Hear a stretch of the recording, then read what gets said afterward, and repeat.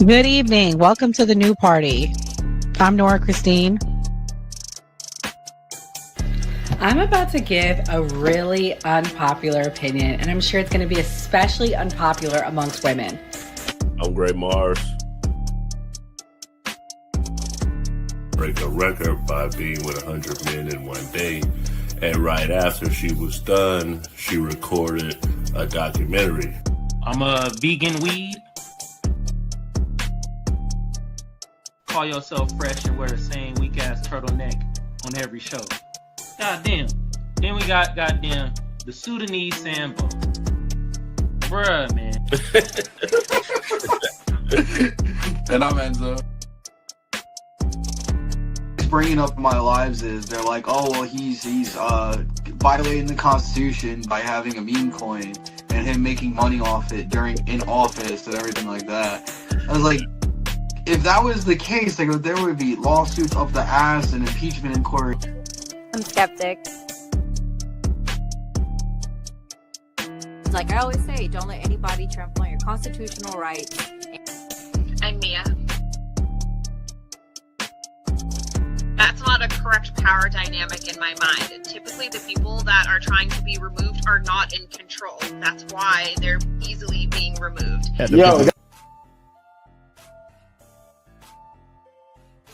The government, states, they start putting these RICO acts on Diddy, all of these guys, and try to put it on these ongoing criminal organizations.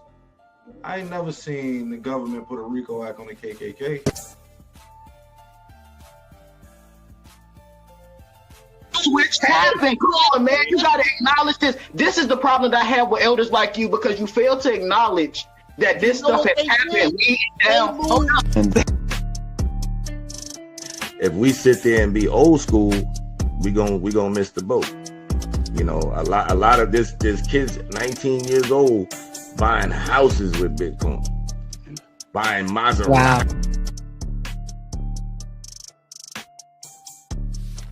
I think when it comes to the woman, if a man takes charge and he shows that he's logical, same people. That's number two. That's all theater. This is WWF. Disclaimer. The views and opinions expressed on this panel show are those of the individual speakers and do not necessarily reflect the views or positions of this channel, its affiliates, sponsors, or production team. This content is intended for informational and entertainment purposes only. Viewer discretion is advised. We encourage respectful dialogue and critical thinking around the topics discussed. Party. Why I like the new party? Number one, it's a group of people that's on a panel. We all have differences, but we all basically still come together at the end of the day. The new party for me is about unity. The new party for me is about educating people to the truth, letting people know what's been going on in our country. With that being said, shout out to the new party, man. We're gonna keep it going with y'all. Welcome to the new party. I'm Nora Christine. I'm Gray Mars. I'm Enzo. Oh, y'all want me to go first? Y'all want me to go next? I'm that Mexican Velma. I'm skeptic. I'm Mia. And tonight we have a very special guest, that Mexican Velma. I saw her on a live and I was like, oh, I got to bring her on. She was so good. Velma, let everybody know where they can find you, like on your platforms and everything. And if you could spell it out for me so I can put it in the chat too. So I'm that Mexican Velma, just like how you said on the bottom, that Mexican Velma. I'm on TikTok. Go ahead and follow me, guys. I speak on immigration issues, brown issues, and every type of issue that you can possibly hear about nowadays. Yeah, so guys, definitely, I need everybody. I'm going to start in the chat. Make sure you guys show her some love and some support. She's hanging out with us tonight, and we have a range of topics. I don't have an immigration issue tonight, Velma. Actually, well, we're going to talk about Venezuela, so there you go. I mean, I don't mind, whatever, but thank you for having me on. Yeah, and so, guys, we're going to get into a topic that's near and dear to Mia's heart. Mia is just so worried about this technology that's coming. I love me some Chat GPT, but Mia gonna break it down tonight why we should be concerned about the AI data centers. So Mia, I'm gonna let you go first, and then we'll play the first clip. Hi guys, so this is going to be about AI and AI data centers. So a lot of people use ChatGPT, CapCut, all of these things. Gray and I have discussed my lack of AI usage. I'm not good with it and I refuse to do it, but it is encompassing all of our lives, day-to-day tasks. IBM actually just laid off over 6,000 HR employees specifically. So they just laid off 6,000 humans to reintegrate in that AI into their systems. So your HR is now going to be AI. And I actually had a former worker, HR worker from IBM reach out to me and talk to me a little bit about this. And she reaffirmed that's what they were doing. They're taking all of that money that they were paying these HR reps and they're investing it into AI. And it has been stated and multiple sources that over 20% of the United States workforce is actually going to be out of work within the next 18 months to 3 years due to AI. So if you work behind a computer, you're probably going to be out of a job because AI is coming for your job unless you're a master or PhD level engineer, which is what they need in order to keep writing this code. So unfortunately, if you have a bachelor's, you're probably not going to make the cut. There right now, all the HB1 visa people are PhD level. At this point in time, that is what they're looking for. And another scary thing is there are 5,000 data centers in the United States. 5,000. The average AI data center uses 300,000 gallons of fresh water every single day. So we're talking 1.5 billion gallons of fresh water is being used daily by these data centers. That doesn't include the formaldehyde, the fine particulates, or the nitrogen that is being emitted. So it's pretty scary. You guys can actually go on TikTok and type in Memphis, Tennessee Colossus project, which is what Grok is out of Memphis, Tennessee, and they're actually unaliving us, literally due to the bad air quality. They're coming up with acute COPD. So it's a big deal, and a lot of people don't quite get that. Yeah, and the largest AI data center is in Memphis, Tennessee. So I have this clip that breaks it down. If you guys are watching, please hit the like button. Thank you so much for supporting tonight. Welcome to an AI data center where you can hear right now and feel. This can blow dry my hair. The power. The AI is in there. By 2028, data centers like this across the country could use 12% of all U.S. electricity, enough to power more than 55 million homes for a year. And yes, you are increasing that energy. Every time you hit enter on an AI prompt, it's routed through places like this. Okay, let's start with tracing this prompt. Create a video of a dancing steak. The moment you hit enter, that request gets routed to a place like this massive building I visited in Ashburn, Virginia, aka Data Center Alley.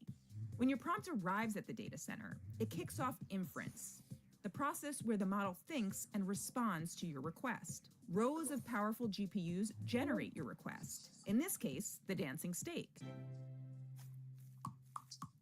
Back to my question. How much energy am I using every time I make that single image or video? So I plugged in this handy power meter to the grill, cranked up the heat, and threw a pretty thin steak on. Oh yeah. If you're generating text, that could burn anywhere from 0.17 watt hours to 2 watt hours, equal to running this grill for about 4 seconds. Generating an image, add 1.7 watt hours. All that less than 10 seconds on the grill. But short videos can use far more power. In tests of various open source models, videos took anywhere between 20 watt hours and 110 watt hours. At 110 watt hours, one steamed electric grill steak about equal to one video generation. I wouldn't eat it, but my dog would. At 220 watt hours, it was looking much more edible. So 2 video generations equals 1 pretty good looking steak. That might not sound like much power until you consider the short film we made using Google VO and Runway. We generated 1,008-second 720p clips for our film. Going by these estimates, we might have used roughly 110,000 watt hours. That's enough to grill around 478 steaks. or power an average US home for 3.5 days. But energy isn't the only concern. Water is used in big quantities to cool these hot GPUs. So what did we learn here today? Certainly that AI and GPUs draw huge amounts of power. And as AI demand grows, so will the size and number of these data centers. We saw several new ones already under construction in Data Center Alley. But the big question, is it worth it?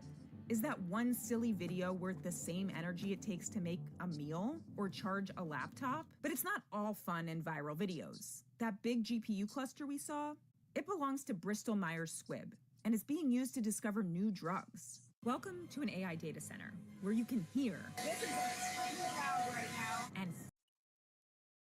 And I think the scariest part about it is the largest one is in Memphis, and they're concerned about cancer and other diseases that are going to come from it. Mia, is there anything else that you wanted to add before the panel goes next? Yeah, so a lot of people don't, and a lot of people might know, but a lot of people, have you guys heard about Bill Gates buying all that farmland? Over all over the United States, Bill Gates and a lot of them are buying up all this farmland. Well, a lot of these farmlands actually have massive aquifers that they're next to, or they actually encompass. So they are I used to think they wanted to control the food supply, but it's actually not that. This is where they're putting the data center. So they are literally sucking up all our fresh water to cool these machines. This is where they're putting all of their data centers. They're taking our farmland and they're taking our fresh water. And so many people don't quite realize that. And it's very, very scary to me. Ohio has a massive issue with this. Chicago is having issues. Texas is having issues. Over 4 million gallons were siphoned from their fresh water, concerning multiple small cities there. Memphis, Tennessee, acute COPD, respiratory cancer. People are literally dying in the backyard of Colossus, which is the largest data center, which is XAI, Elon Musk owns. And so many people aren't thinking about this. And, you're going to end up with a data center in your backyard at some point in time. So this is just food for thought when we think about AI. And I will leave you guys with this. Everybody needs to go online, Google AI 2027 and read that paper. Because that's a very important paper. It is from OpenAI, Meta, and all of these godfathers of AI got together and they wrote this paper about the trajectory of AI. How are we going to go from primitive AI to AGI, which should scare all of us? Because once AI starts thinking for itself, then we got to figure out, is it working for us or is it working against us? Because once it starts that thinking, is it going to figure out we're the problem in this planet or what? So I'll leave you with that. It's a free paper. Everybody can view it. AI 2027, everybody needs to read it. Velma, as the guest on our panel, what's your thoughts on the future of AI and where we're going as a world at this point? Yeah, I think she hit it right on the nail, actually, because I was actually reading AI 2027, and they have this feature where you can listen to it, right? And you're reading along and all that stuff. And the moment I got to the 2027 part, I was like, what? Excuse me, because of that part that we're showing AI who we are in a sense. And then what if it decides to deceive us? You know what I'm saying? Because at this point, I believe that we're trying to play God. Because if we're trying to literally get where the water source is at and where, how you said, right in back of our yard, what does that mean for us? You know what I'm saying? Now I'm thinking Wall-E, how Disney, it's a hypothetical. We live in a world that doesn't exist, all this stuff. But in reality, yeah. And you might tell me I'm a little cuckoo for my coconut because, I am a coconut. I have had, sort of kind of dreams where it's like, what's going on here? It's kind of weird because it's here.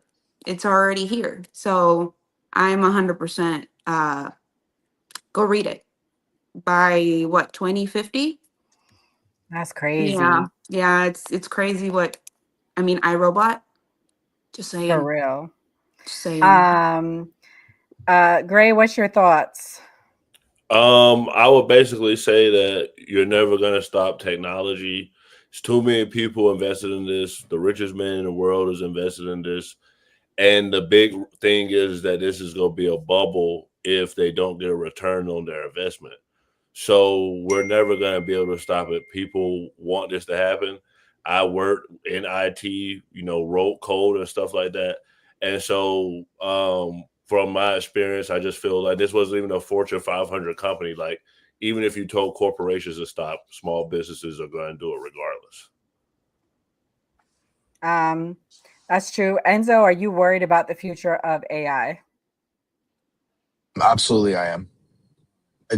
AI is a double-edged sword at the end of the day. It's a good thing and it's a bad thing. The way that AI is going, I use AI quite frequently, or Perplexity, but I see it as, I don't really think it should be absolutely regulated, because it's going to, one, make our regulation a lot dumber, because you're not really doing research for yourself. You're just typing in whatever you want and it doing it that way for you. What I'm really scared of is not even that, is like how Velma said about the Wall-E thing. I'm going to tie it into with iRobot. We've already seen this movie. Elon Musk already made that robot Optimus, who eerily is the same, kind of looks exactly the same as the robot in iRobot. And Mia has said already to us about the one AI that refused to turn itself off.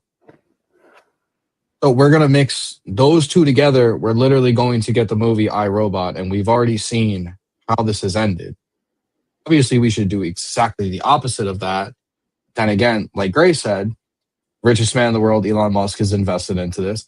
Every other company is investing into this. It's going to make them money because you can lay people off to do the same exact job. I agree with that part, because with the human aspect of it, you're going to get a lot more discrepancies versus a computer-based system that's going to be virtually zero. So it has its pros and its cons.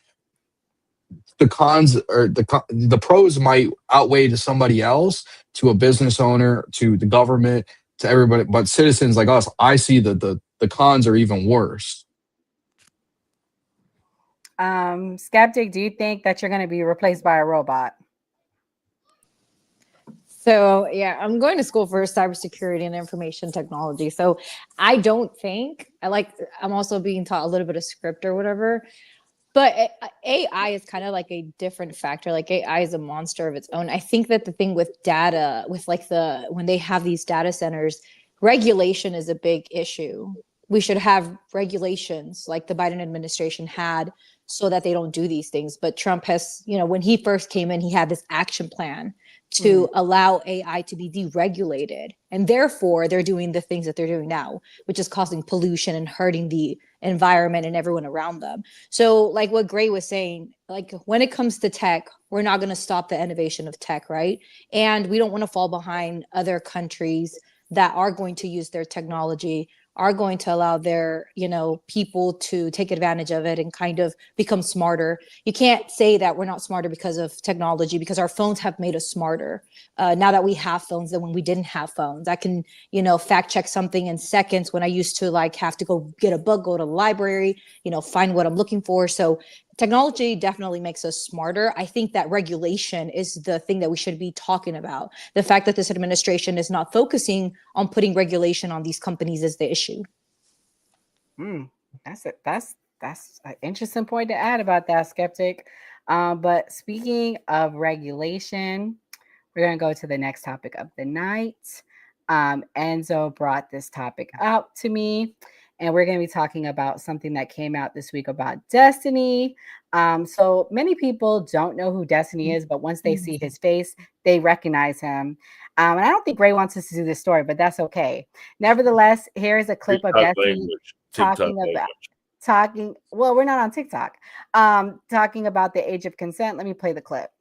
An important conversation. You don't think kids or not is an important conversation? What do you think the age of consent should be? If you want to be consistent, you don't think anything updates, just tell us what you think it should be. I think it should be at a developed age. What is a developed age? If you had to set a law for it, what would you set it? What would you set it about? It's a developed age. No, answer the question, you fucking pussy. Holy, you're such a cowardly.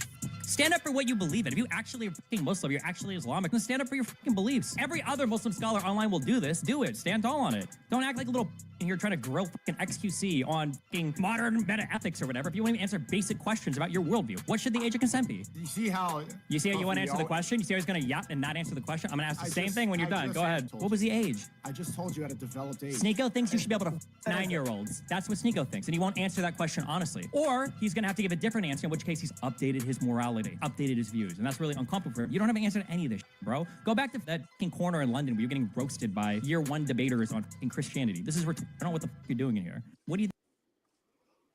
So that clip is from YouTube. I'm pretty sure we're allowed to play it because it's on his page.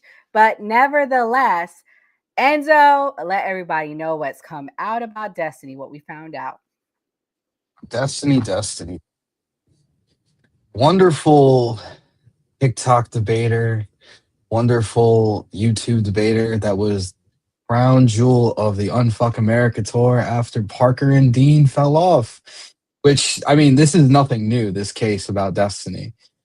This case of Destiny has been going on for quite a while now. We're just now getting the info on it. It was all speculation before that he was talking to a minor. Funny thing to me is this. It's always the Democrats and the people on the left screaming the loudest about people being predators, people being P3DOs and touching children or talking to children. And like I keep saying, I'm going to keep saying it over and over and over. The ones that are screaming it the loudest are the ones that they're projecting everybody else, so nobody looks in their direction. Look at what he did in that video with Sneeko. Yeah. I agree. And to give background before we all respond, there has been court documents that have come out that he was sending P to a little girl named Rose in April 2022. Rose has been identified and her birth date is October 2004. Rose was 17 years old at the time. Destiny admitted to court in sending it to her. And there's a court document here. I would pull it up, but I don't know if we'll be able to see it. But pretty much in the court document I'm looking at, it says the admissible evidence in the record demonstrates that the opposite. Bonnell transmitted the video on just one occasion, 6 months before effective date, therefore removing any purported federal jurisdiction. So basically 6 months before she turned 18, she was sharing it with him. This is very scary that now has come out. But it's very interesting that, he's the loudest voice and now this has come out. Kamal, what's your thoughts? First of all, what's good with y'all? My bad, I was a little late. I was on another panel and that shit was going on forever and ever.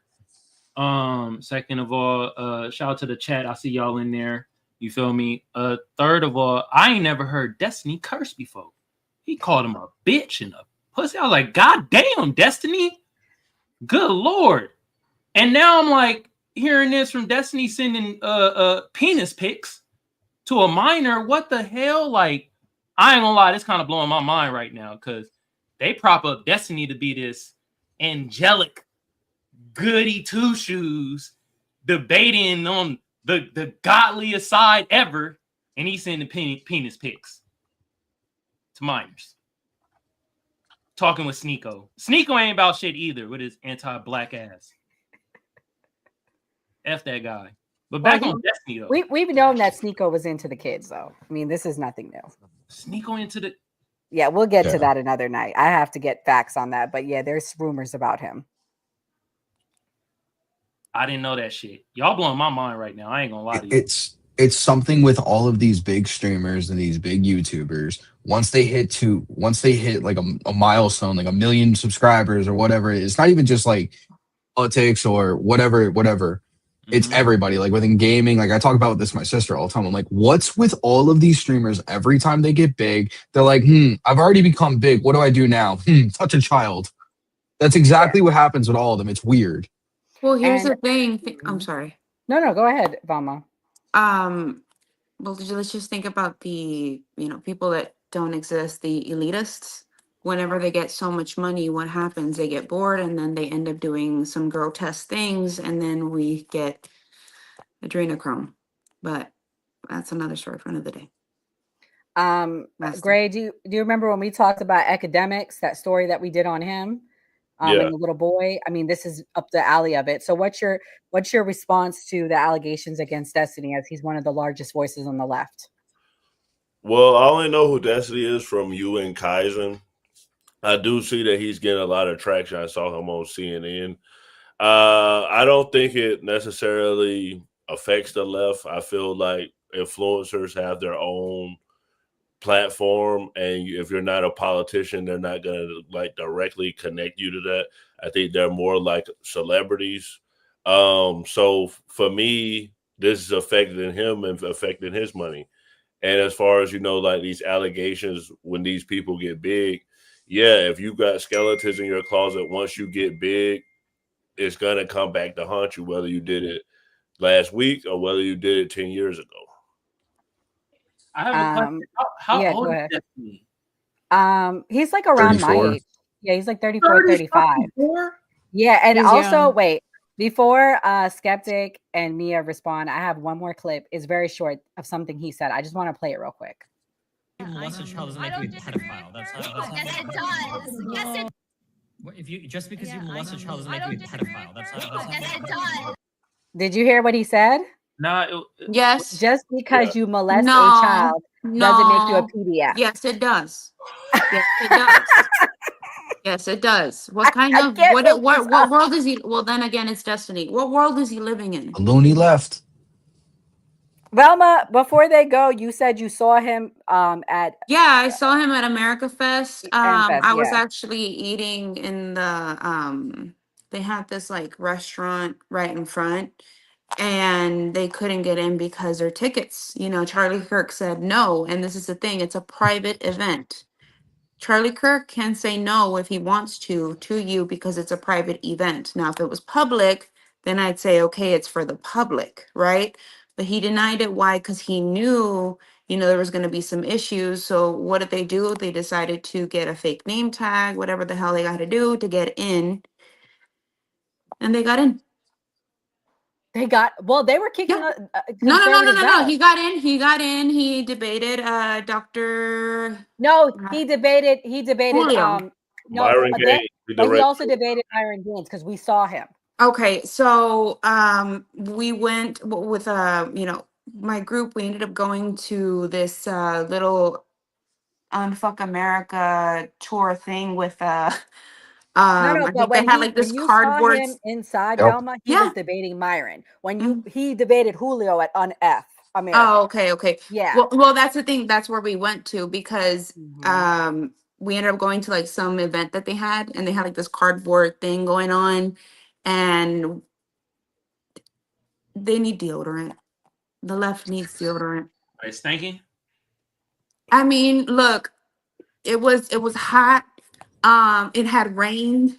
It was musty, and I mean, I'm just saying, I like showering. I love showers. I love water. That Mexican Velma, I ain't gonna let you talk about Gray like that, man.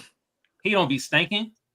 Hold on, guys. Let Skeptic and Mia get a chance. I'm gonna let Skeptic go first. Skeptic, what's your response to all of these allegations against Destiny? What do you think? Well, number one, what he said is false. If you do that, you're literally the definition. You should be on a registry. However, I'll say this. I think it's hypocritical for the right to say anything for conservatives, Republicans, whatever you name yourself. It's a hypocrite stance to take to be like, oh my goodness, being that this man is on the e-files and those haven't been released. And this man was on the flight logs and all these things that we know to be true. And every time they ask this president about the E-man, he's like, why are we still talking about this man who was my best friend and I wrote letters to and said, we're going to keep the secret between you and me. So like, it's a little bit hypocritical for me to turn around and be like, oh, look at this man. However, I disagree, that he did this, and anyone who is attracted to children is sick. But yeah. Can I respond to something real quick? It's not hypocritical whatsoever, Skeptic, when you have no evidence that he any wrongdoing at all. We have no evidence. Hold on. Let me finish. Skeptic, let me finish. Let me finish.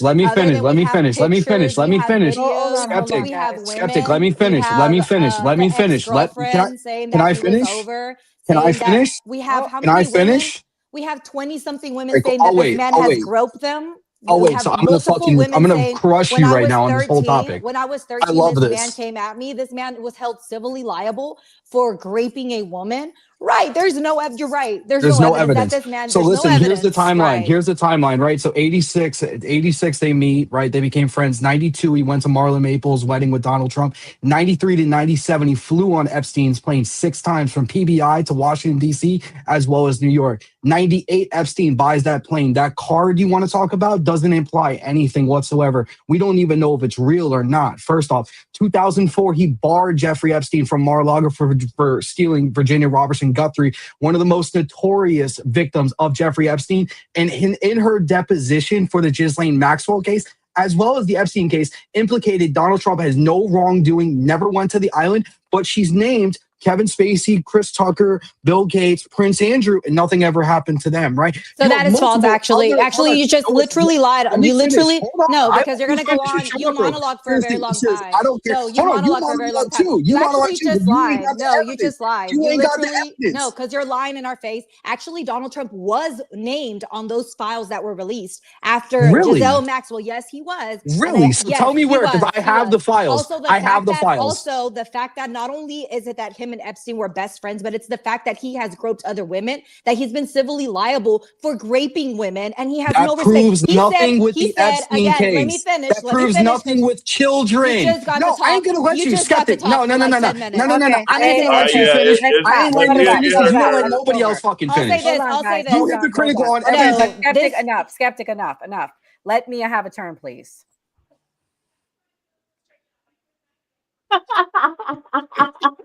Oh my god.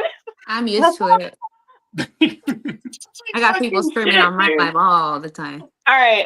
Yeah, but we don't do this, guys. So like, let's all be respectful. Go all right. ahead, So I know Destiny because he used to go on Fresh and Fit and try to defend Instagram sexual workers, and it's just interesting that you find some of the loudest people are the people committing these crimes. I'm not surprised at all. Like I said, hurt dogs holler, and he hollered the loudest. So I'm not surprised that he is doing atrocities at all whatsoever. Yeah, for sure. Neither one of these people have been charged. So, I mean, that's basically where we're at. I think it's speculation with both people, right? Right. All right, guys, we're going to switch gears here. Enough of the Epstein. I'm sick of the Epstein. Let's move on. All right, we're going to talk about Venezuela. Right now, there is speculation that we are potentially like inching towards possibly sending troops there. Let's watch this clip and we'll give reaction.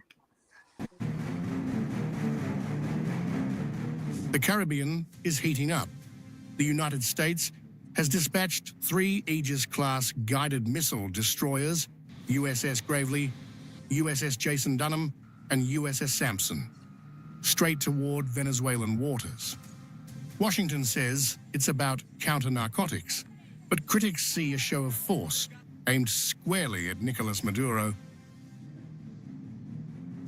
At the White House, the rhetoric has turned incendiary.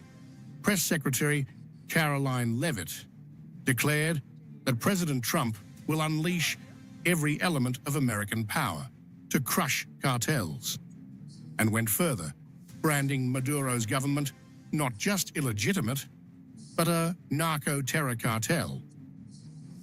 With respect to Venezuela, President Trump has been very clear and consistent. He's prepared to use every element of American power to stop drugs from flooding into our country and to bring those responsible to justice. The Maduro regime is not the legitimate government of Venezuela. It is a narco-terror cartel. In Maduro, it is the view of this administration, is not a legitimate president. He is a fugitive head of this cartel who has been indicted in the United States for trafficking drugs into the country. Caracas hit back with defiance. Maduro, flanked by police and soldiers, announced 300 new peace quadrants, hybrid units of military, police, and civilians. Without naming U.S. warships, he invoked biblical imagery, casting Venezuela as David, preparing to strike back at America's Goliath. The militia is integrated into all peace quadrants, term used by the government to refer to a security strategy coordinating security and communities. With a plan we are developing to activate the militia throughout the country, from north to south, from east to west. and all defensive capabilities so that no one will ever touch Venezuela.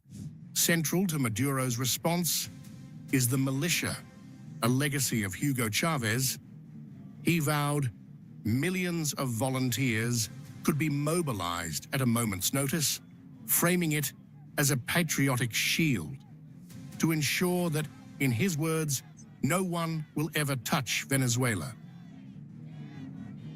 The optics could not be starker. Trump flexing naval muscle off Venezuela's shores, Maduro rallying grassroots militias at home. Both portray themselves as defenders, one of law and order, the other of sovereignty.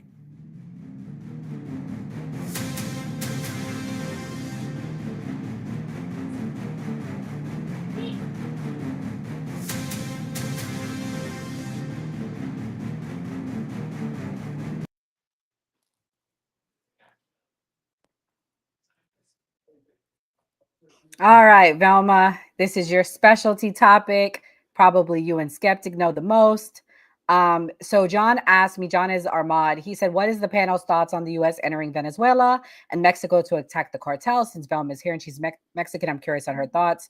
So Velma, have you been keeping up? They're saying that these ships are off the coast of Venezuela. What's your thoughts? Do it. Might as well. Don't we want people to be in their country and stay in their country and make their country great again? Just like how we want Haiti to be great again. Just like how we want every, like, you know, the countries that all these people come from and that are, you know, seeking asylum. And when I see seeking asylum, most of these people aren't seeking asylum, like Nicaragua. But anyways, I digress.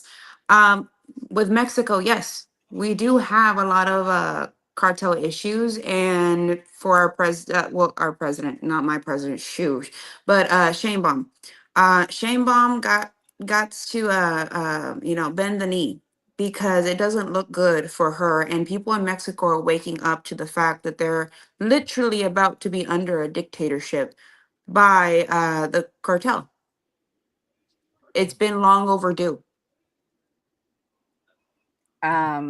Skeptic, what's your thoughts? Are you concerned about us sending the troops in to go invade the two countries? So I have like this theory, right? Which I have been talking about this for a long time. So the U.S. has this imperialistic way of controlling trade, right? I've talked about this before.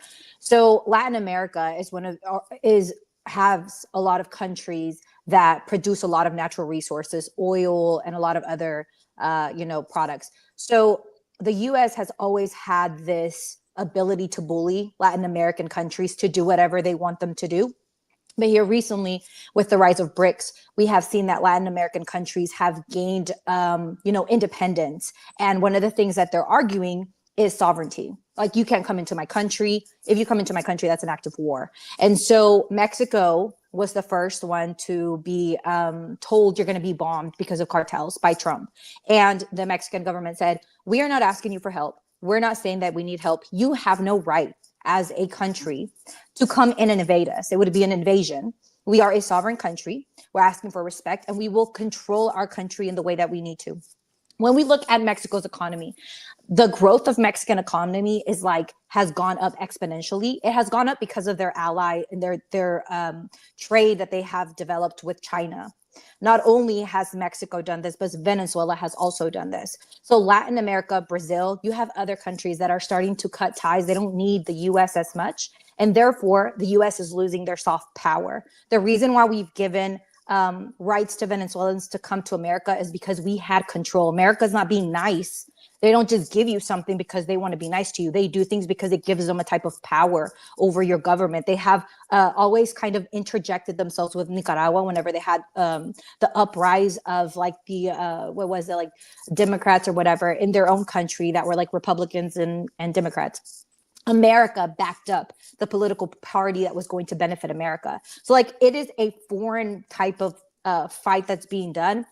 I think that this country, the U.S., is handling this very wrongly and trying to instigate the cartels to attack so they can then turn around and say, you see how violent they are? We have to step in and we have to take over their government. So I think it's like the countries are reacting in a way that I think isn't smart.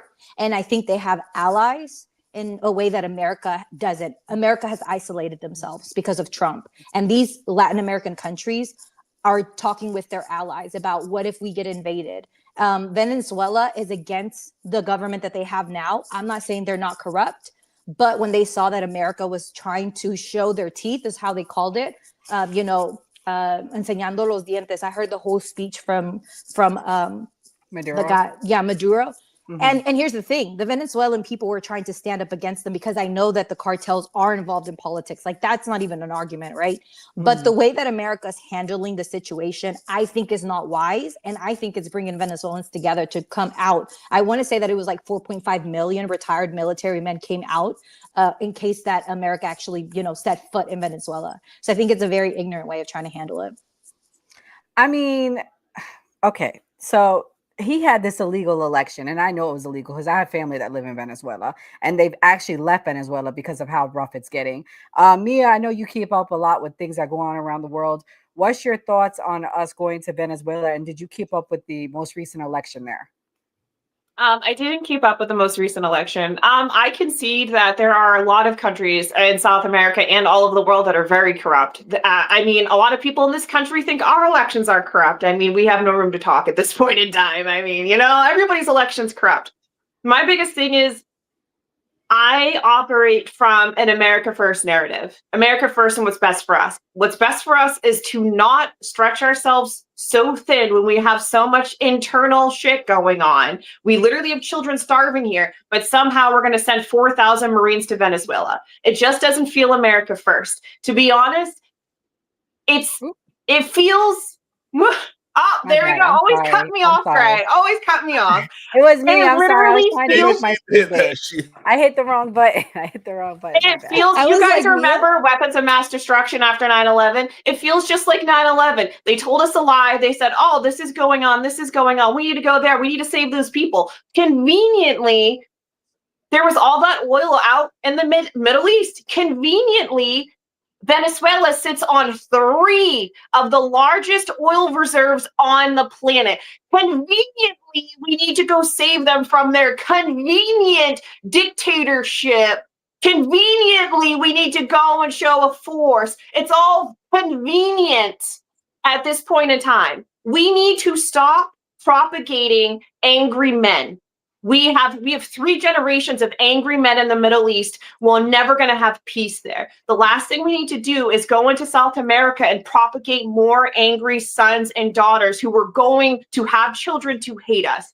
It makes no sense from a geopolitical standpoint to lie, cheat, and steal. Invaded country, we don't plan on setting up bases there. We're going to go there. We're going to create 2 to 3 generations of people that hate us and more terrorists. What is wrong with this country? I don't get it. Why do we keep propagating hate and terror all over the world? I'm sorry, but I agree with Skeptic. It doesn't make sense. We need to stop propagating hate and generations of people that want to unalive Americans. And this is exactly what's going to happen if we go into Venezuela under the pretext of drug cartels when they sit on the largest oil reserves on the planet.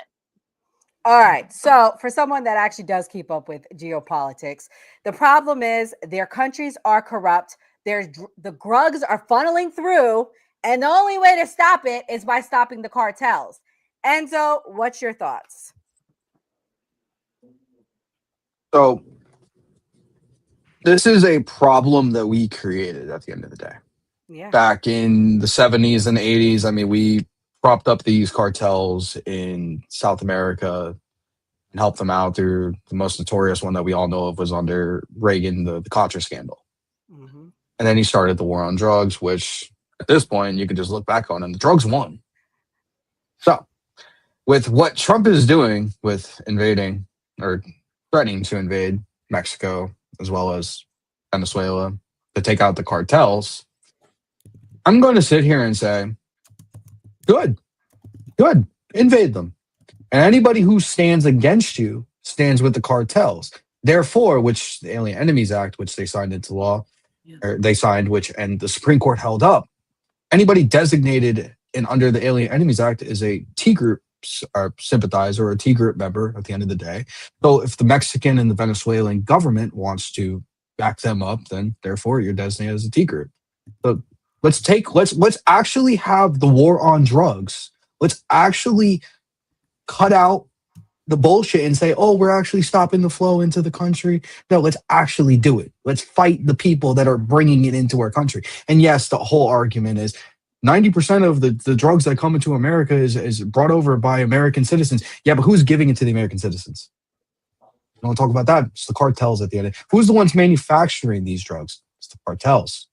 So let's take out the cartels, actually stop the war on drugs. And I'm going to look at this as America first, because one of the biggest unalivers in America is drugs that flow through our southern and northern border, therefore unaliving American citizens. My approach, as well as Donald Trump's approach, is to cut that off altogether. I can care less about the implications on the oil or whatever. They could sell it as, oh, just going after the drugs. And if they actually cut that off, sure, cool, great. Take the oil after that. That's the spoils of war. Kamal, what's your thoughts? The war on drugs was a havoc on the Black community. What do you think? First of all, Enzo, that was funny as fuck. The drugs won. I will agree. Second, I wish you was an adult when Reagan was around. It could have, hey, the war on drugs is the cartels and them people over there, not the Black Americans over here that we ain't got no boats or no shit to get it over here. You feel me? But at this point, I'm kind of in limbo with this shit. Cause I'm for them going over there and fucking with the cartels and stopping all the fentanyl coming over here and shit like that. But in my heart, I don't want them to spend our tax-paying dollars because there is better things we could spend our tax-paying dollars on. That's just how, it's like I'm conflicted when it comes to this. Usually I'm not conflicted with things, but I am very much conflicted when it comes to this issue because I see the need to go over there to stop the source of certain drugs. Yeah, I said certain drugs. I didn't say all drugs. I said certain drugs. You feel me? Like the Fenty and all that. Yeah. But I also know that our tax dollars need to go to us in America because we got a lot of shit over here that's going wrong. This make me feel like, you know, a man, he start a family over here and that family like, you ain't about shit. And he like, okay, I'm gonna just go over here then. And then he just start another family knowing damn well his money needs to go to this first family and shit. Kind of feel like that. That's how I kind of feel about it. But I digress. I'd rather the money go somewhere where we're going to do something rather than in Ukraine. I'd rather know where my money's going. Or why do you keep doing that? Why do you keep doing that? I agree with you 1,000%. All right. That's just me though, because it's not about drugs. It's about going over and basically controlling countries. That's why Blackwater, now known as Constellas, is in Haiti. That's why they started talking about going to Venezuela, because now the U.S. has a private military, just like Russia, where they go into these countries, say, this is the reason we're coming in here, take control of the countries, and then the U.S. government gets paid on the back end. They just say drugs to get the population to agree with them doing this. But we basically have a private military, which is called Blackwater. Okay, Mia, you can rebut now. I know you said you want to go because Gray needed to go. So I guess the only rebuttal I have, and everybody's brought up fantastic points, I would say we're looking at it from two different aspects. Invading Venezuela is a top-down solution where really what we need to do is who is consuming the drugs?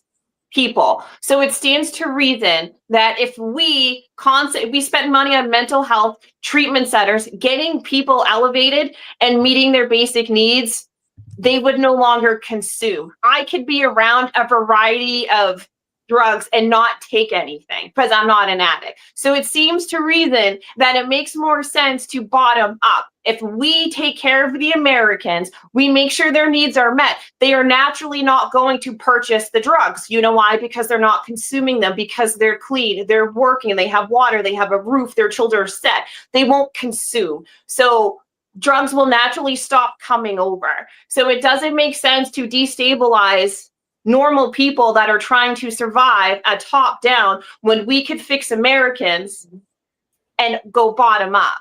is my Well, rebuttal. I'm from Miami, Florida, okay? So I've lived around all these people coming through my whole life, okay?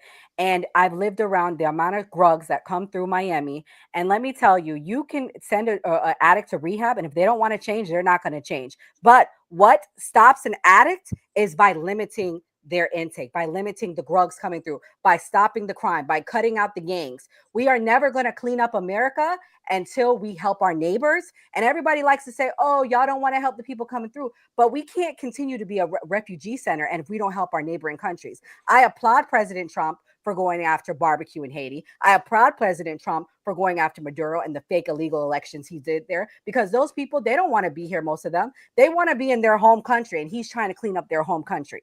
That's the reality. Can I add this on here? The number 2 schmugs that the CTELs bring into America are cannabis, and the other one is like the candy. Coke? Yes. Oh, okay. So the number 2 drugs that Americans are being unalived for are the Fetty Wap and opioids. The fact that we're making this whole invasion as if attacking the cartels, number one, these cartels are in the political realm of this country. So attacking the cartel is going to instigate them to attack you back.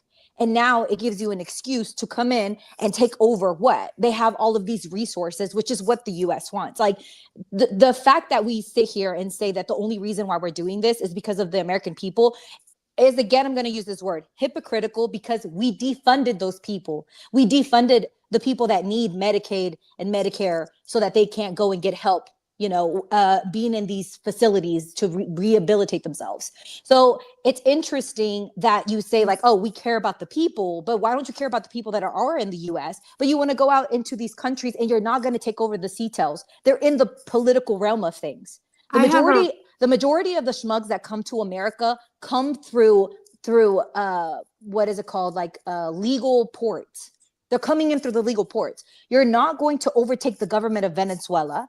The government of the Venezuelan government is corrupt. By attacking the CTELs, what do you win out of the situation? What does that stop? See, this is the thing. What about the people who, and I'm going to say whataboutisms because it is a whataboutism, all the people who came in underneath the Biden administration, you don't think that was an attack to us as America? As far as who's bringing in the drugs? Because they did.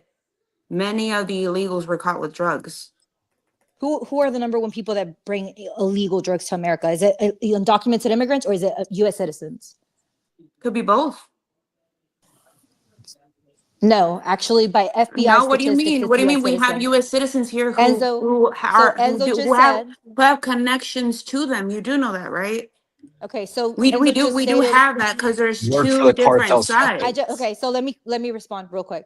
So by FBI statistics, 80, I want to say it's high 80s, close to 90% of people that bring schmugs to America are U.S. citizens. You just kind of pivoted into illegal. No, I didn't pivot because statistics change. Illegal immigration when we're talking about schmugs. It's both we're talking people. about schmugs It's here. both people. The people that are bringing and I'm talking about illegal immigrants who came into the country, who literally flooded the country, and you're literally talking about safety here. Okay, I'm talking about. And like I said, it doesn't matter. It doesn't matter if it's American citizens. They work for the cartel.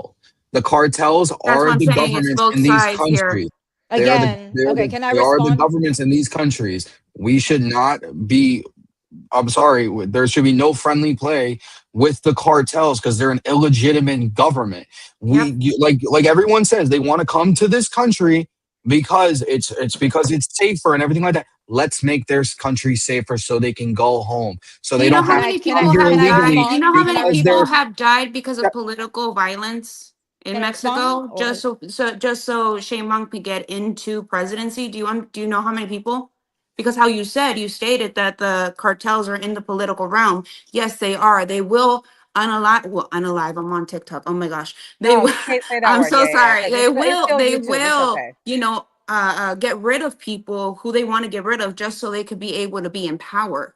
Okay. You do understand that, right? Can I have the time to respond? Okay. I mean, I think we've been letting you rebuttal and talk all the time. I've been quiet, Yeah. So I want to say this.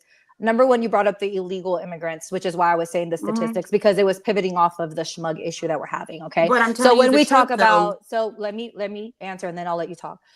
So when we talk about the schmug issue here in America, Wow, talking hypocrite. about undocumented immigrants, when we're talking about people that are bringing over schmugs, I'm giving you an FBI statistics. The majority of schmugs, I want to say it's in the high 90% that come into America, come through a legal port of entry into the US. Think about that. Legal port of entry into the US. When I'm talking about corrupt governments, I'm not talking about Mexico, I'm talking about Venezuela. If you want to talk about, from the other sides let too. me, It doesn't let me have say to be a this. legal port of entry. I'm gonna say this and then you can come in. When I talk about Shane Bong, she divorced her first husband because he was caught taking money from a corrupt group, political group, and she ended up getting a divorce over her first husband. So I don't have any proof. I don't know where you're getting your proof that people were unalive for her to go into politics. She has fought corruption, and one of the main things that she stands on is not taking money from CTELs and trying to stop the CTELs from coming to So America. can you explain to Whatever me how her it is people are that, literally again, like protesting I'm against her? I'm about to land my plane. I'm about to land my plane, and then you can come in.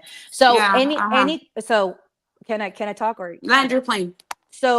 So when we talk about corruption in Venezuela, there are ties to that, to the guy that's like leading Venezuela, to CTELs. When it comes to Shane Bong, if the US is asking her to make deals with CTELs in order to bring down them bringing, schmugs to America, and she makes a deal and you turn around and call that corruption, how is she supposed to come to an agreement with CTELs if she can't make a deal with them for them to stop bringing schmugs to America? See, well, that's the thing. She's already made a deal with them, and she's acting like she hasn't. And what? Why do you think? Why do you think her own people are literally protesting against her? They're waking up. They stopped her. I don't know if you've seen the video, but they stopped her right in her tracks. She had to get off of her nice car to speak to these people because they wanted her attention. And the reason why I bring up illegals is because it's both ways here. Doesn't have to be from an illegal port of entry. It could be under the bridge. It could be, I don't know, in Canada. It could be anywhere. They're coming in from everywhere. They're literally coming. There's another caravan coming. Did you know that? Under Donald Trump? Under Donald J. Trump, there's a caravan coming. There's another when caravan like 90%, coming, thinking that they're going to come through Mexico when Mexico literally closed their southern border. How come they can close their border but we can't? I wonder. That's kind of hypocritical, right? Okay, can I respond to a few things or? Yeah, Skeptic, let this be the last thing because we got to pivot out to the next So topic. I'll say this. If there's issues in Mexico and they are upset with the president, it's not because of anything that she's done or because she's corrupt. I'd like to know what factual information we have to say that, because other than that, it's just somebody's opinion. But I will say this, they're upset because America is coming at Mexico in a way that, number one, is wrong. And it's like trying to basically go against their sovereignty. Mexico wants the president to stand up in a tougher way, and they feel like what she's doing to respond, she does like a briefing every morning to the Mexican people, and she explains to them what she's going to do. Mexicans are getting, again, I didn't interrupt you, their so health. I'm going to finish my point if right, I can, but this is the thing that you're kind of doing the same thing to me, so I kind of return energy to sender. So this is the thing. I literally yeah, okay, waited land your until she plane. finished. So because I got a rebuttal to that too. It's okay. So can I finish or not? I'm gonna keep on getting interrupted. All right, go ahead, Skeptic. Okay, again, I'll start over. Anyway, she sits down in the morning and she does a briefing with the Mexican people to explain to them how it is that she's going to handle certain things. Tariffs was a big thing that the Mexican people didn't want to happen. They didn't want to agree to tariffs from Mexico because they understood that it was going to bring down trade. Mexico is America's #1 trading partner. So Mexico has a lot of American companies in Mexico, and the Mexican people would be devastated by tariffs because it would bring down, basically the amount of product coming from Mexico being sold in America. That's what tariffs does. So, she briefs her people on it. If there's an issue that Mexicans are having as of right now, it is that she's not being tough enough on America. It's not because of corruption. Again, I have seen no proof. I'd like to see proof on how it is that she's tied up to CTELs when she's coming up and trying to come with agreements for CTELs to stop bringing schmugs to America. All right, guys. We're going to move on. It's been done. Let's move on, y'all. But thank you guys. I appreciate having two sides with Velma and Skeptic. I know that it's both y'all countries, and I know it can get very passionate. So thank you guys for that. We are going to shift gears here, and we're going to go to our next story of the night, and it has to do with censorship around the world. In particular, the latest country to add a crackdown is going to be Israel, because of the ongoing battle over there in the Middle East. Let me play the clip and then we can all respond. Guys, if you're watching, please hit the like button. Thank you so much for watching. Let's go. You know, the deception, the lies, the starved children, the pictures of starved children who turn out to have cerebral palsy or other congenital diseases that leave them emaciated. And Israel is, of course, accused of starving children, pretty much the way that in the Middle Ages Jews were accused of killing Christian children for their blood. So, you know, what do you do against that? It's a big challenge. I don't want to dismiss it. You know, it's. So right now, you know, there's a lot going on in the Middle East. I will say there's a lot of misinformation, I feel, on both sides. But right now, President Netanyahu says he is cracking down on censorship. What do we think of censorship, and is it coming to America? I mean, the reality is we are seeing severe censorship even on the TikTok. So we could all talk about our experiences on here. I'm going to let people from the right go first, since I think there is an attack for us on the right. We just lost our TikTok again. But nevertheless, Enzo, what do you think? I think you're like the most censored man here. I'm still baffled by what Dickhead just said. Sorry, this is the views of me, not the panel. Israel, y'all can goodbye.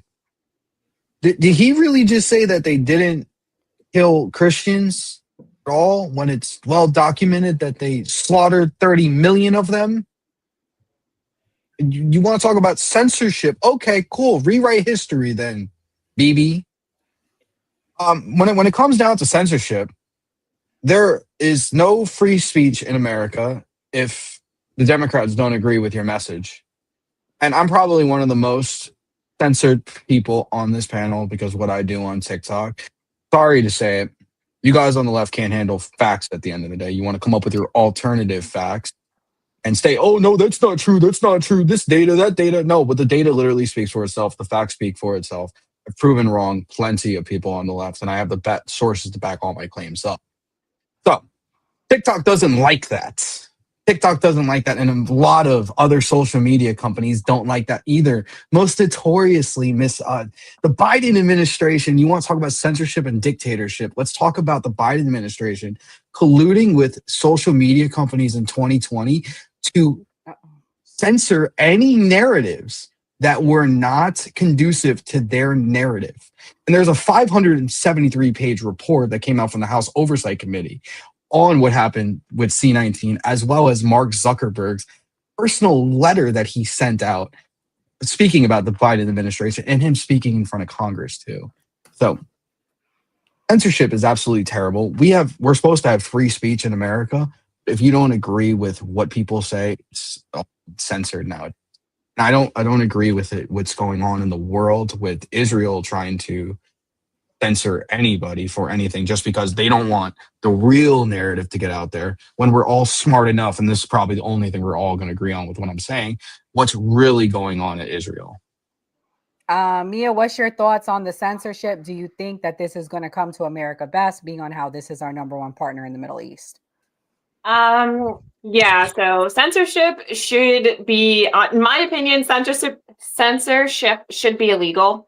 However, obviously on private platforms, they're allowed to do whatever they want because they're private platforms. I will say anybody that says the right doesn't get censored is being very hypocritical. We get censored the most. We get doxxed the most. I mean, some of the biggest creators I know with millions of followers are right, and they get doxxed all the time. Even in the Black TikTok community, so many people get doxxed when they say, hey, we need family values, which somehow is super alt-right conservative, I guess.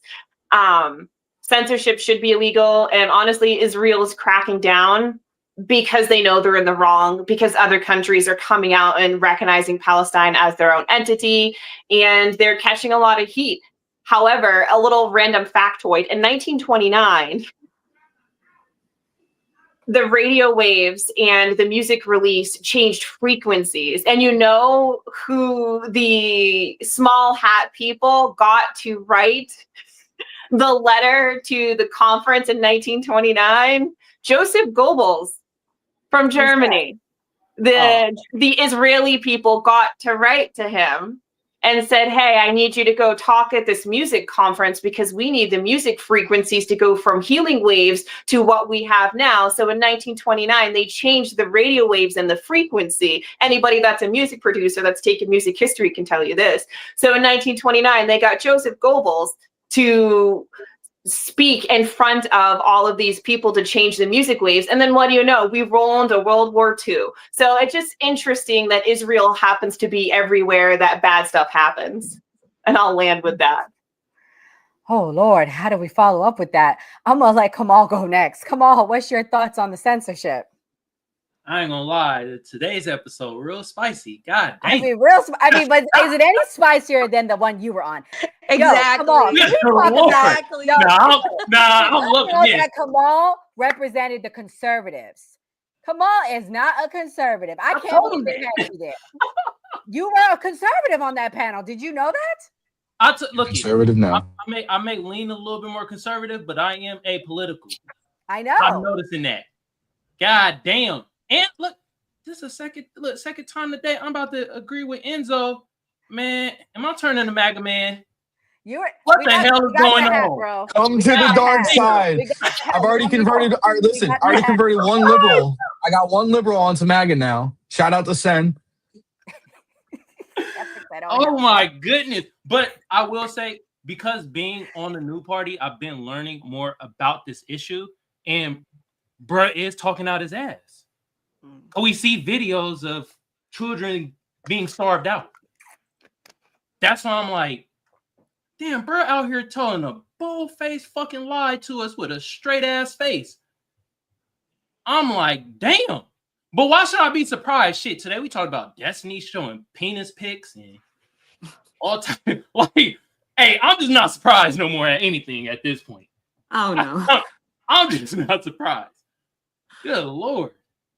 Wow. But I am loving the spiciness on this panel today. I'm not. We need to be F all that. I'm loving it because we had a certain somebody on here saying, man, this was wrong with black people. We always arguing against each other and we doing this and doing that. Who said that?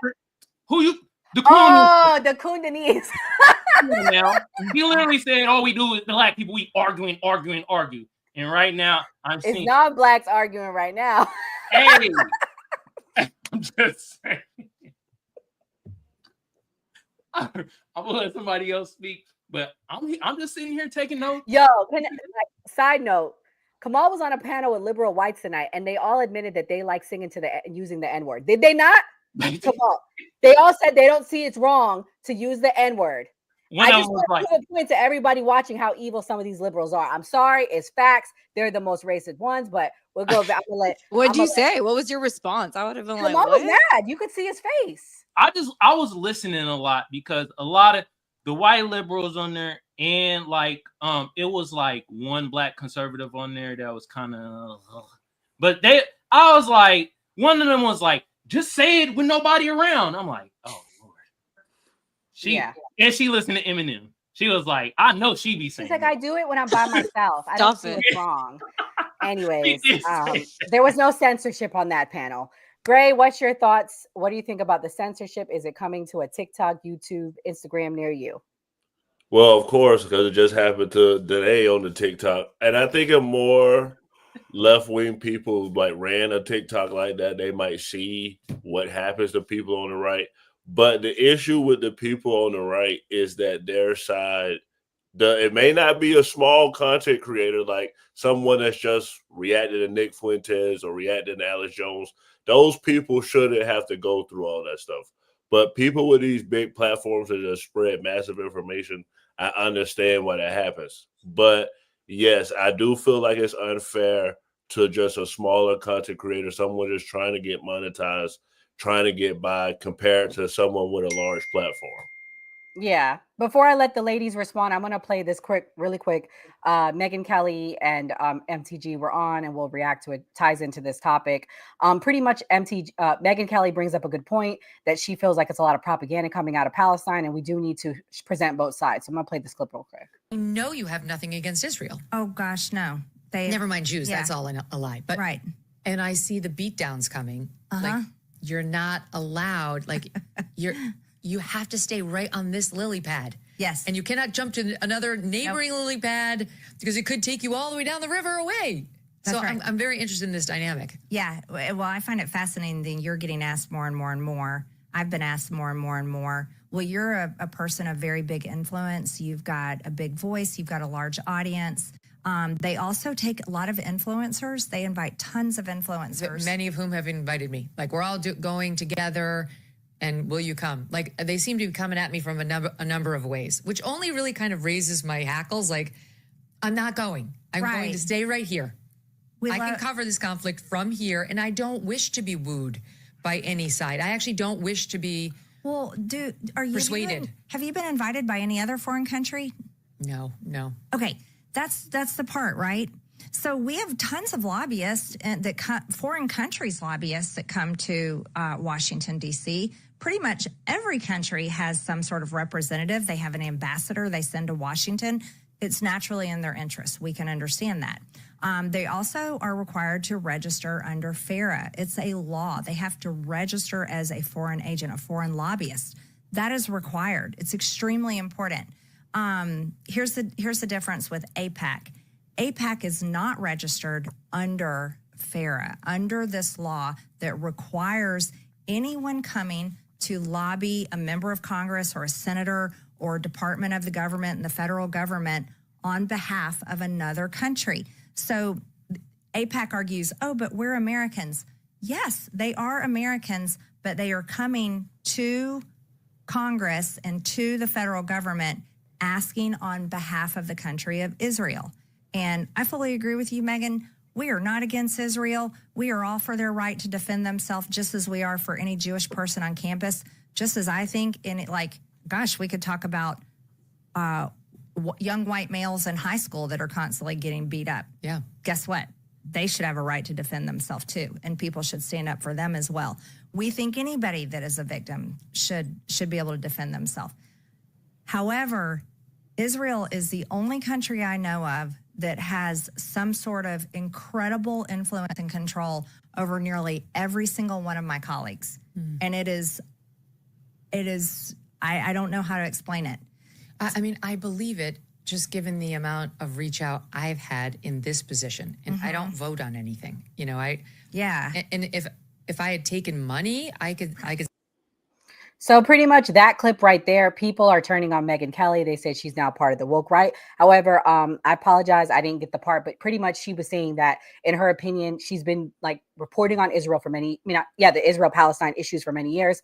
And she feels that a lot of the things coming out of Palestine are propaganda. She thinks that they're the best PR people in the world. And she said that she'll be told the number and then she'll find out the number is really different.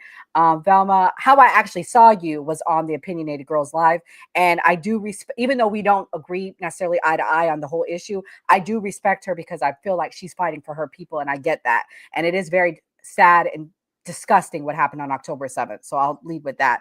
What is your thoughts on that clip? Do you think that we should go in the direction of censorship, or should we allow free opinions regarding the issue? Allow free opinions. I don't think that we should be stopping anybody from giving their own opinion. Now, what I saw as far as whenever Israel sent over, the rocket, whenever they're like ceasefire, and then Trump was like, they don't know what the fuck they're doing.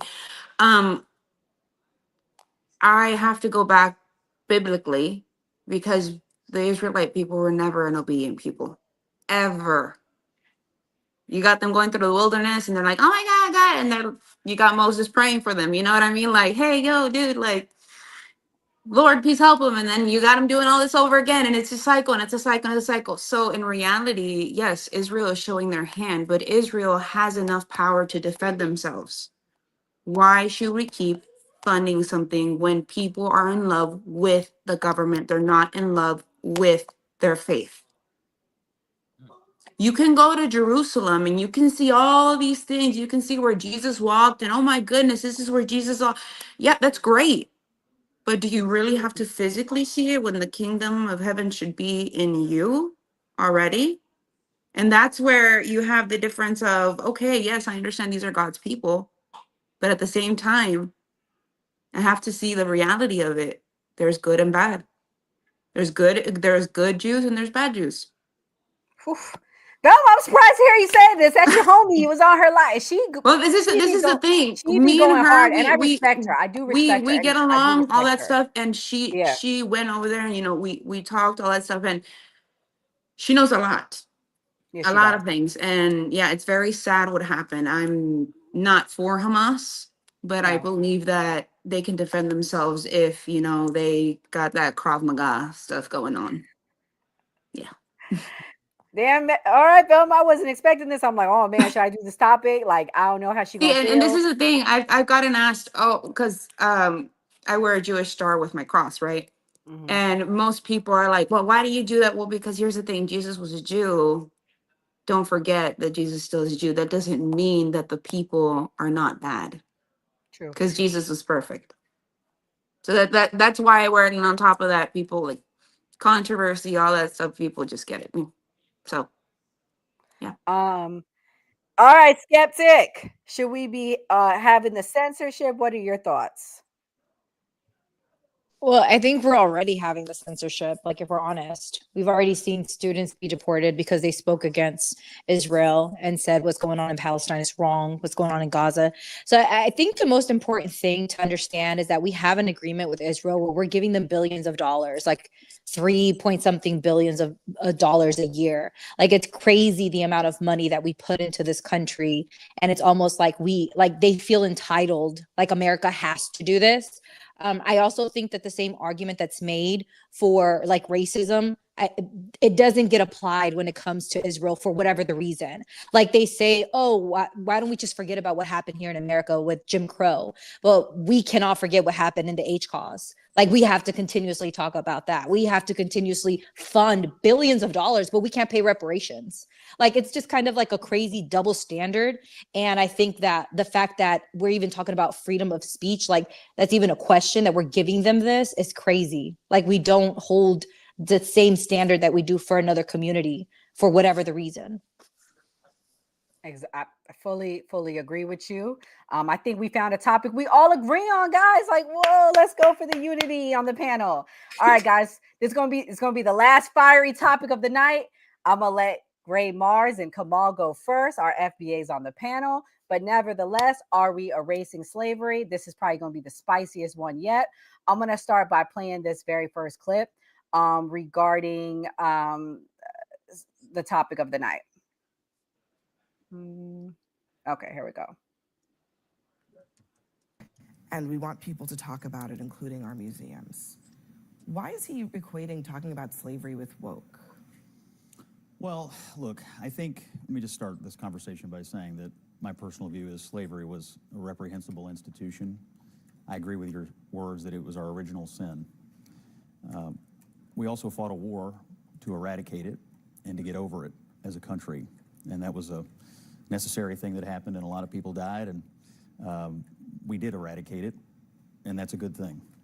I think what he's asking is, in our museums, what defines us? Are we going to be defined by the worst moment or the worst institution or the worst mistake we ever made? Or are we going to be defined by what we've done moving forward to get over it and to become the greatest nation on the earth?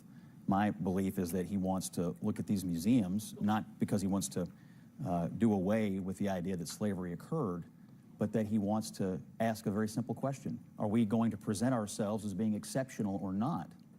And I think he believes there is an effort by some to continue to try to define us from our worst moment instead of to try to focus and define us based on our best moments, which started when we eradicated slavery and began to move forward as the light of the world. And so that's what I think. Museums, that's what makes us an exceptional nation, is because they tell the history and the story of our country, and therefore, these horrible, horrific moments in our history. The original sin, as Abby talked about, when it comes to slavery, has, we of course did eradicate it, but look where we've come today. And I think those museums, like to your point, make America exceptional, and in museums all around the world that document atrocities, whether it be, from Nazi. All right, guys. So we had to start swinging on the panel. Gray said this was the topic he was most interested in. I'm going to let him go first. Well, what I'll say basically, like, white people are getting tired of being called racist. So I think Trump did run on racism. And if you want to call it reverse racism or whatever, he basically ran on, like, white people are sick of the guilt tripping. We're tired of hearing this. CRT here in Florida. So, like, I'm pretty sure we always hear black people talk about that uncomfortable situation when they will talk about slavery in school, but they don't talk about how white people feel about it. So Trump tapped into that, white people are sick of hearing about the guilt tripping. Yeah, but they don't teach slavery right in schools. Kamal, what do you think? Do you think that you were taught about slavery right in schools? Like, what do you think about what you were taught about it? All I was taught was, hey, they brought some people over on some boats and y'all picked cotton. That was it. Then we just magically got out of slavery. Hey, one day the slave owners was like, we tired of y'all being slaves. We just gonna let y'all be free. Yes. That was it. Or that they fought a war to end slavery. Like, that was the real reason, and not financial things, which is the truth about it.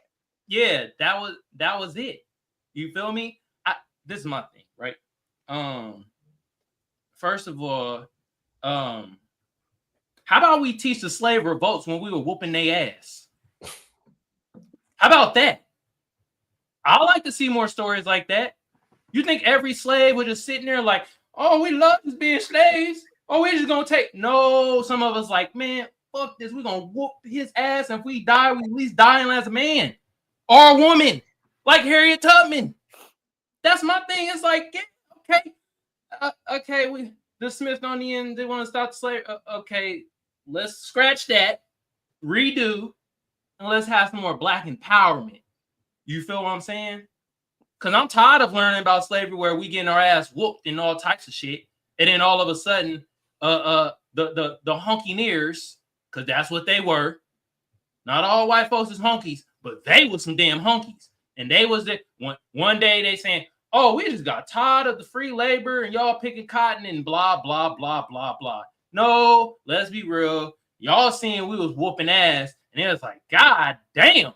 And then the union was like, they saw what was happening in Jamaica, Kamal. Talk about that too. You got to note that too. They saw that they was going to take over Jamaica. I don't know if you know that. That's part of why slave was part of all of that. That's why slavery ended in Jamaica and the Caribbean, because of Britain got scared. Yeah, they was revolting and shit. And then at the end of the day, the Union and the Confederates was fighting, right? The Union was like, hey, you Confederates making too much goddamn money. Hold on now. And Abraham Lincoln was like, look, I'm trying to keep the Union together. What happened? The Confederates, they was whooping the Union's ass, beating their ass. And then the Union, Abraham Lincoln was like, God damn, man, we getting our ass whooped. We need some help. They went over to us Black Americans, like, hey, can you help us out? Like, we need some help, man, for real. And we was like, all right, we want our freedom. We want a damn mule. We want 40 acres. And we want that $100 you said you wanted to give us. At first, I know the union was like, can we just give you a mule? We got to really let y'all be free and give y'all money. Come on. We just sat back and watched them get their ass whooped some more. And they were like, you know what? Yeah, y'all could get y'all freedom, a meal, $100, all that shit. While they was talking to each other, hey, we not gonna give them no goddamn $100 or a mule or that 40 acres. We give them the freedom, but all that other shit, we just not gonna give it to them. We just gonna keep saying, hey, we'll give it to you later. That's what happened. You feel me? I like to hear more stories like that when it comes to slavery and the Smithsonian shit. And at the end of the day, look, they already been teaching us slavery bullshit wise anyway. That's why we got to teach our own. That's just how I feel about it. But hey, Mia, what do you think? Nobody asked the Native Americans to get over what happened to them. Nobody asked the Jews to get over what happened to them. Nobody asked anybody else in this country, in our history, to get over something but us. Why are Black Americans the only ones that have to get over something? And when I say get over, I mean, nobody tells the Native Americans, you can't talk about that. We're pulling it out of school. We're doing this. Why is it always us? They make us the villain in the media. They make us the villain all the time. And now they don't even want to teach it adequately. Most people don't even, it would be different. Sorry, this is my puppy. It would be different if they taught history adequately. If they taught people like, oh, they were cutting our limbs off, they were gouging our eyes, and they were making lampshades out of us way before that ever happened to the Jews. Marie Laveau was doing that down in New Orleans. They were using us as alligator bait, which is incredibly uncomfortable, taking black babies and throwing them into the water to get alligators. But they don't teach it adequately. I understand the largest immigration boom in America happened during the Reconstruction era. So we're thinking 1880s and forward. So the majority of Caucasian people or white people in this country had nothing to do with it. And I get that. And I can understand with them being uncomfortable with hearing about something that their family did not participate in. However, just because your family didn't participate in it doesn't mean my family has to stop talking about it. That's not fair to me. I don't think we should be erasing slavery. I'm not saying it has to be blasted everywhere. I don't agree with people saying slavery as a way to get one up on a Caucasian person or say, oh, that's the reason why my family's not doing well. No, babe, it's 2025. Your family's not doing well because they didn't apply themselves. However, at the same time, why should my family have to pretend that nothing happened to them to make your family more comfortable? That's not fair to me. We need to have a compromise somewhere. And I don't know quite where that looks like, but my family shouldn't have to be silent so your family can eat dinner comfortably. So I'm going to play the next clip and then I'll let the rest of the panel respond. So this is the counter argument as to why it should be changed.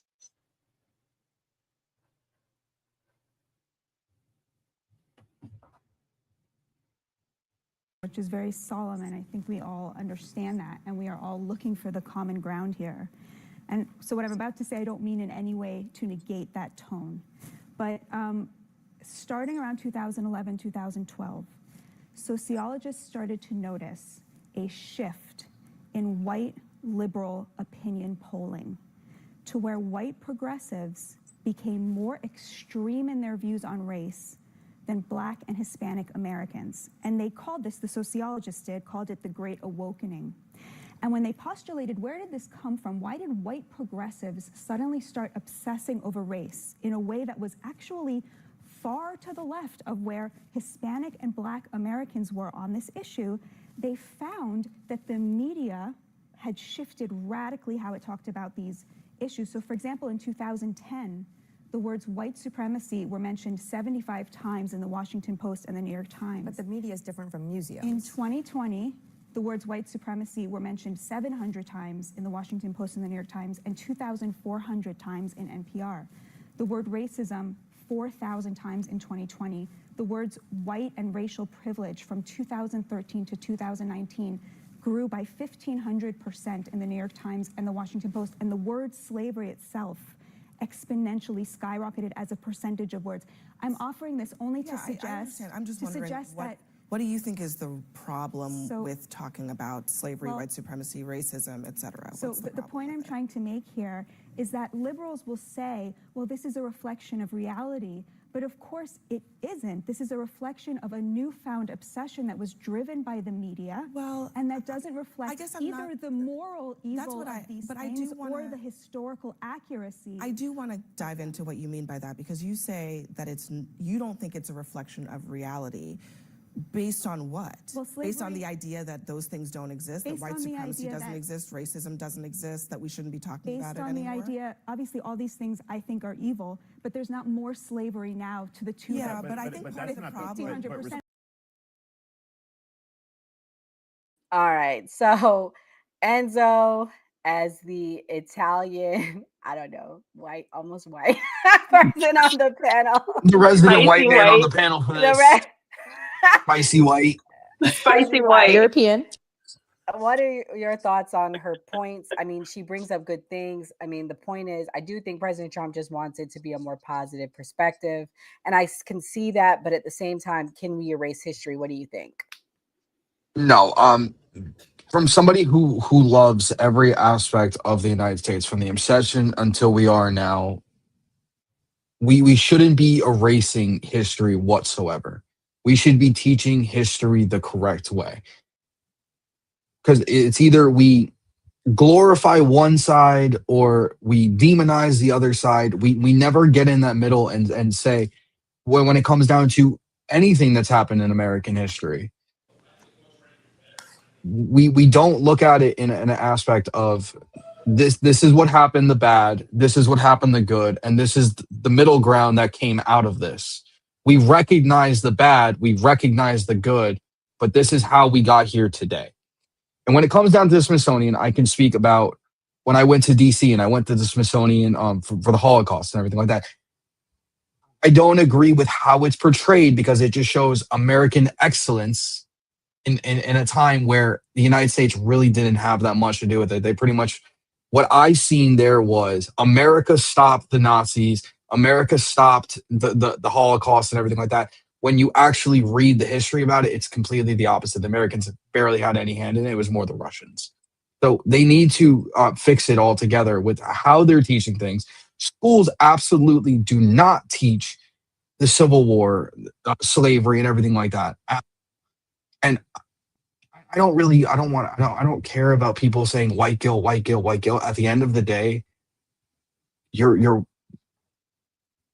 this is what happened in America. We should just learn from it so things like this don't happen again. Like, I don't agree. I didn't agree years ago with them taking down Confederate statues at all because yes, they were bad people. We acknowledge that. I'm not going to be ashamed by the Confederates and slavery and everything like that. I'm going to acknowledge that they are bad, but I'm going to sit here and say, we need to learn about this so these extremes don't come about again. Because the second that you just wipe it away, like I used the example of Germany the other day, they don't teach what happened in the 40s. They're literally just like, oh, bad man came into power and this is what happened, but we're not going to talk about any of it. They're ashamed of their history. We shouldn't be ashamed of it. We need to teach it correctly. And that's it. Angel, do you think we shaded you? I didn't hear it. There's two people at once. Do you think we shaded you? Because there's some white tea person in the chat that says we clown on you. We don't treat you right. No, not at all. Okay. Can I say Go ahead.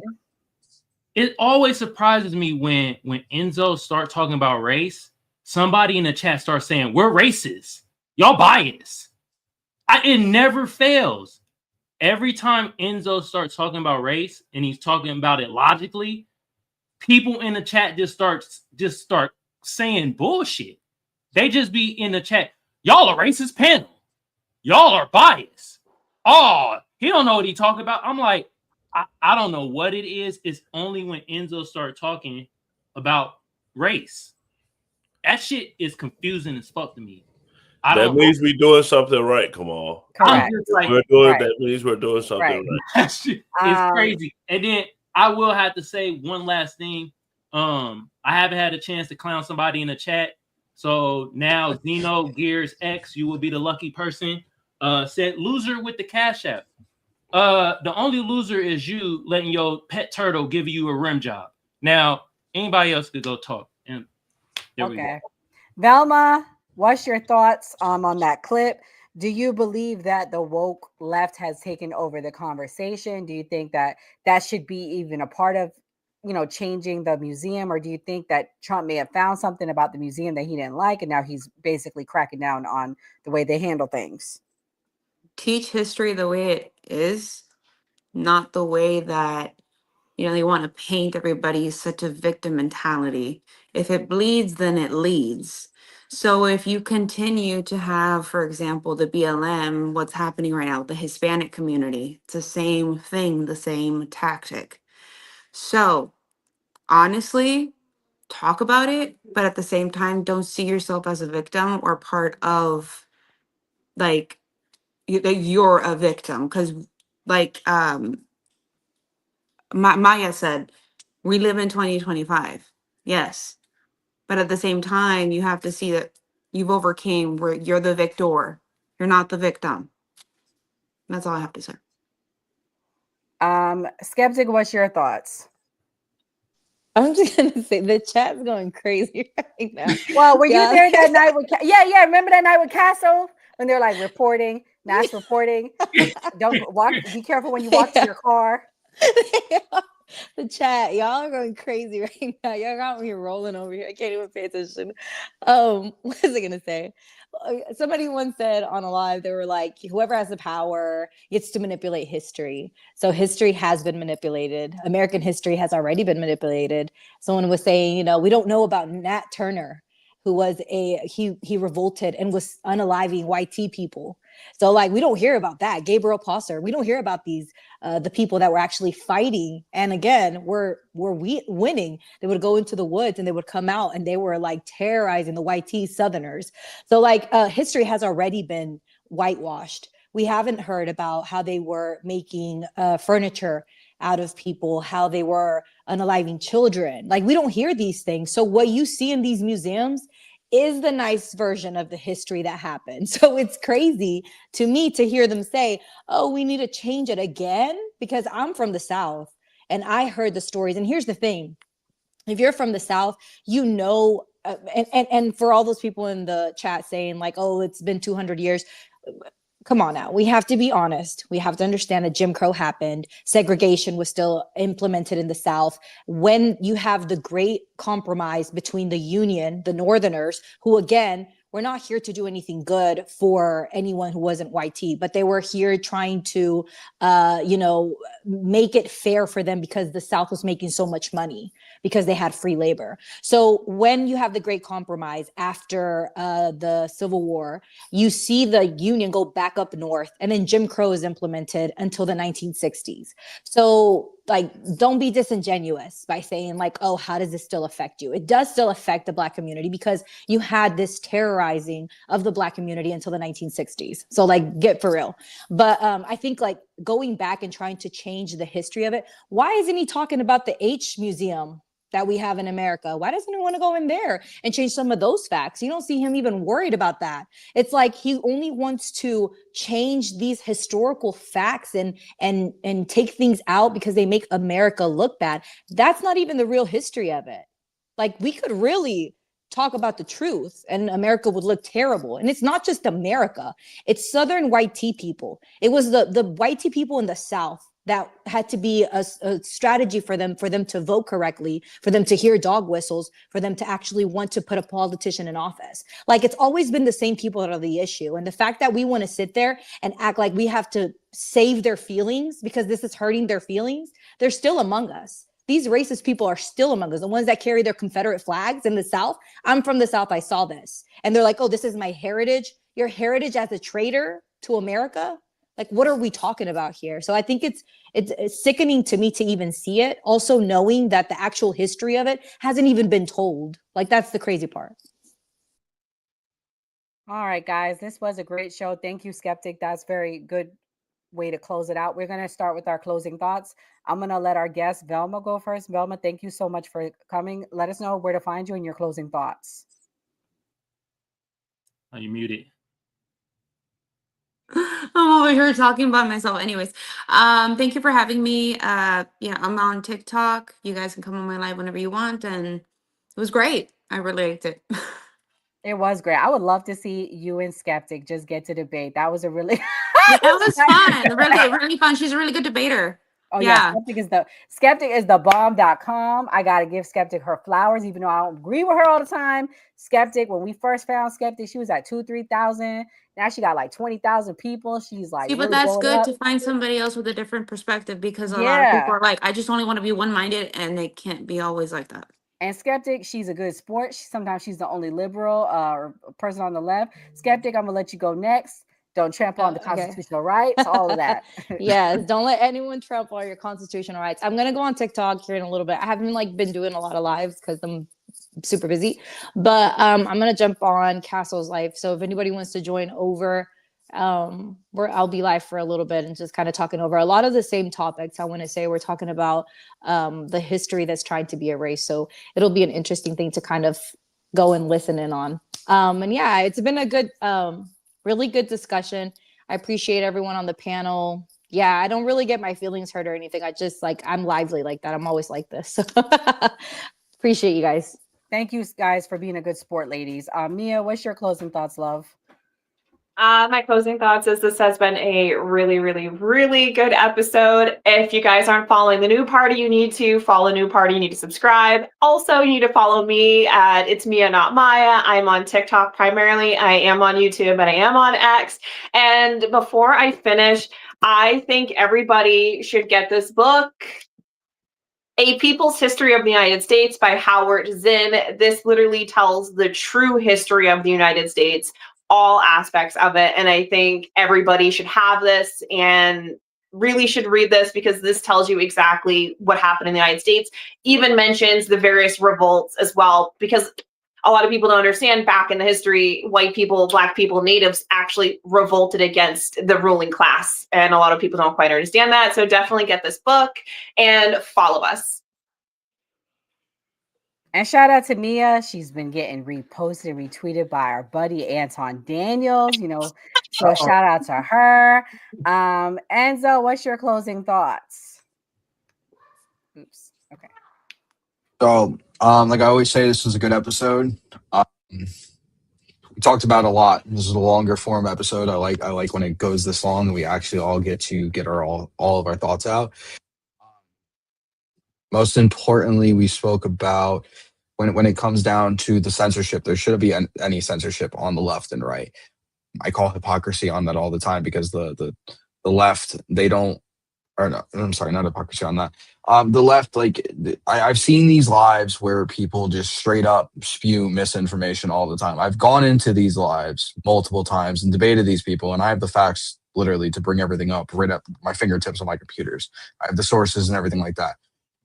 I've been canned too many times to count, even though I have sources, when people are blatantly spewing misinformation. So for Israel, wanting to censor anything is absolutely garbage, because we all know what's going on there. The world needs to step up and stop letting them have control of all this and control of the media. And that plays into what we were just talking about with it's pretty much erasing history.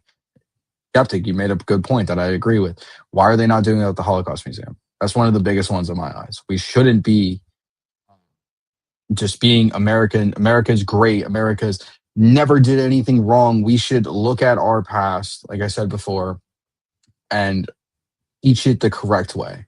The problem is, with everything in the world, is history is written by the victor, not the losers. And that's the problem that we have. Whoever wins is the history that is written. Yeah. Those great closing thoughts. Yeah, we had a lot of moments tonight where we drew the chairs closer together than apart. Let's come all. Our FBA, what's your closing thoughts? You just had to be a Black conservative. Now you can finally be yourself again, apolitical. Look, I told him on that panel too, I was apolitical. You feel me? But let's be honest, most of us Black Americans do lean more conservative values. That's a given. That's been known. All right, but I have the New Party channel pinned to the top of my chat. Y'all go check them out. Also hit the notification bell so you know when they go live. Also on my end, Kamal Johnson Network, sub on YouTube, and also hit the notification bell to know when I go live and shit like that. Today was great. Oh, I loved it. I know I came in late. I'm sorry, y'all, but today was magnificent. Oh my goodness. I love that we were able to debate and have different points of views. And it also showed that, like, hey, you coons out there, it's not only just Black people just be arguing with Black people. It's all groups. We just have all thinking and opinions. And when we come together, sometimes it gets spicy. You feel what I'm saying? Second, the Mexican Velma, appreciate you for coming on here. I did always thought Velma was like Mexican on the Scooby-Doo shit. I always thought that. So, all right, for sure. And thank you. Yeah, and you said the Democrats was stinking. That was funny. Good Lord. And, I mean, I'm just saying, I like showers. That's it. Next, the not whom or where the hell Berber name is, whatever. He was lying through his filthy ass teeth. He was saying that people in Palestine and Gaza the kids are not getting starved out. What the hell is he talking about? You feel me? And next thing is, damn it, John, you better not send me a MAGA hat. I know I was agreeing with Enzo a lot today. You feel me? Some of y'all might think, damn, is he turning the MAGA man? Sending you one. Do not send me the MAGA hat. I mean, if y'all send it, I'll put it up somewhere. You feel me? But Off the president. But what I like about today's episode, like what Nora said, it seemed like it did bring us closer together because we had opposing viewpoints, but we came to like an understanding. And I like when the panel gets a little bit spicy, but we able to collectively come together and not blow up and be at each other necks and shit like that. You know what I mean? And with that being said, like I said, go follow the new party and stuff like that. Shout out to the chat. You feel me? Except for you dickheads in the chat that was saying that bull malarkey. Some of y'all on some horse crap. I'm telling y'all right now. All right. Some of y'all, you better watch a damn mouse in the chat. God damn. Yo, the chat is getting more and more lit with every episode we do. Yeah, for It real. was crazy last night. But guys, for everyone watching, hit that notification.